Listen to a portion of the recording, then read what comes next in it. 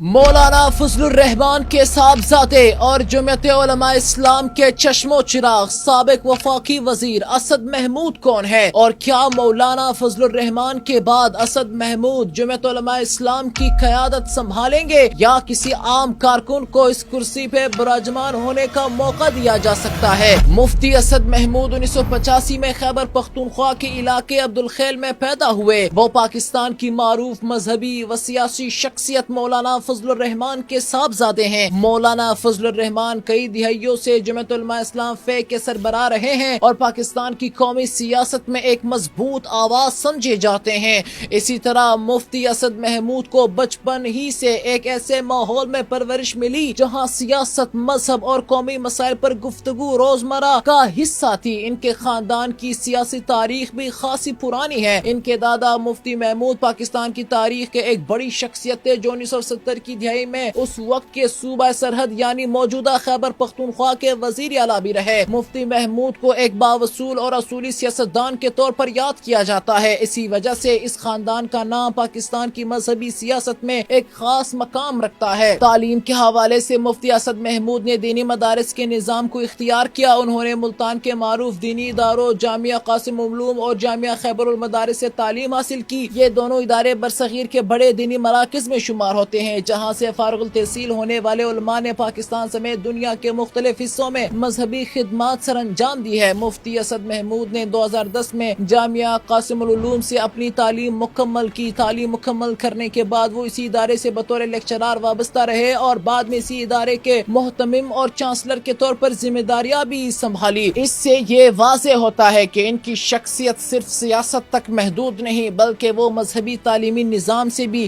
گہرا تعلق رکھتے ہیں اور نئی نسل کی دینی تعلیم کے فروغ میں بھی اپنا کردار ادا کرتے رہے ہیں۔ اگر ان کی سیاسی زندگی کا آغاز دیکھا جائے تو یہ باقاعدہ انتخابی سیاست سے شروع ہوتا ہے۔ 2018 کے عام انتخابات میں انہوں نے قومی اسمبلی کے حلقے NA37 ٹانگ سے انتخاب لڑا۔ یہ حلقہ جنوبی خیبر پختونخوا کا ایک اہم سیاسی علاقہ سمجھا جاتا ہے۔ اس انتخاب میں انہوں نے پاکستان تحریک انصاف کے امیدوار حبیب اللہ خان کنڈی کو شکست دی اور تقریباً 28,000 سے زائد ووٹ حاصل کیے۔ اس کامیابی کے بعد وہ 13 اگست 2018 کو قومی اسمبلی کے رکن بن گئے اور 2023 تک اس عہدے پر فائز رہے۔ قومی اسمبلی میں ان کی موجودگی صرف ایک عام رکن تک محدود نہیں رہی، انہیں قومی اسمبلی کی قائمہ کمیٹی برائے مذہبی امور اور بین المذاہب ہم آہنگی کا چیئرمین بھی بنایا گیا۔ یہ کمیٹی پاکستان میں مذہبی معاملات، اقلیتوں کے حقوق اور مختلف مذاہب کے درمیان ہم آہنگی کے فروغ کے حوالے سے اہم کردار ادا کرتی ہے۔ اس حیثیت میں مفتی اسد محمود نے کئی اجلاسوں کی صدارت کی اور مذہبی معاملات پر پارلیمنٹ کے اندر اپنی رائے پیش کی۔ پارلیمنٹ کے اندر ان کی تقاریر اور بیانات اکثر میڈیا کی توجہ حاصل کرتے رہے۔ خاص طور پر پاکستان تحریک انصاف کی حکومت کے دوران ایک واقعہ کافی مشہور بھی ہوا جب اسمبلی کے فلور پر اس وقت کے وفاقی وزیر علی امین گنڈاپور کے ساتھ ان کی سخت سیاسی گفتگو ہوئی۔ اس بحث کے دوران علی امین گنڈاپور نے انہیں چیلنج دیا جس پر مفتی اسد محمود نے اسمبلی کے فلور پر ہی اس چیلنج کو قبول کرتے ہوئے کہا کہ اگر ضرورت پڑی تو وہ دوبارہ الیکشن لڑنے کے لیے بھی تیار ہے۔ انہوں نے کہا کہ عوام کے فیصلے سے بڑھ کر کوئی چیز نہیں اور اگر دوبارہ انتخاب ہوتا ہے تو وہ میدان میں آنے سے نہیں گھبرائیں گے۔ اس واقعے کو میڈیا میں خاصی توجہ ملی اور اسے پارلیمانی سیاست کی ایک دلچسپ مثال کے طور پر دیکھا گیا کیونکہ اس سے ظاہر ہوا کہ وہ سیاسی مقابلے سے پیچھے ہٹنے والے سیاستدان نہیں بلکہ کھل کر سیاسی چیلنج قبول کرنے کا حوصلہ رکھتے ہیں۔ 2018 میں جب نئی قومی اسمبلی قائم ہوئی تو انہیں قومی اسمبلی کے ڈپٹی اسپیکر کے عہدے کے لیے بھی نامزد کیا گیا تھا، تاہم اس انتخاب میں وہ کامیاب نہ ہو سکے اور یہ عہدہ قاسم سوری کے حصے میں آیا۔ اس کے باوجود پارلیمنٹ میں ان کی سرگرمیاں جاری رہی اور